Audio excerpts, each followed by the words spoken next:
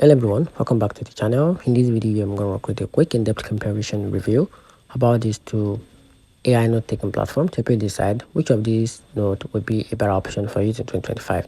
So to get started with a quick analysis, ClickUp is a powerful all-in-one productivity platform that combines tasks, docs, goals, collaboration in a single space.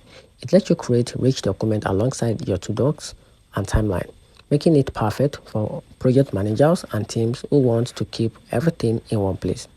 With its flexible structured collaboration features, you can connect notes directly to your task, track progress, and collaborate in real time. Perfect if you want a tools that merge note taking with your daily workflow. Then talking about Microsoft OneNote, on the other hand, focus on a freestyle note taking and information gathering. It lets you jot down ideas, draw, highlight, and arrange content in a digital notebook that feels much more organic and less rigid.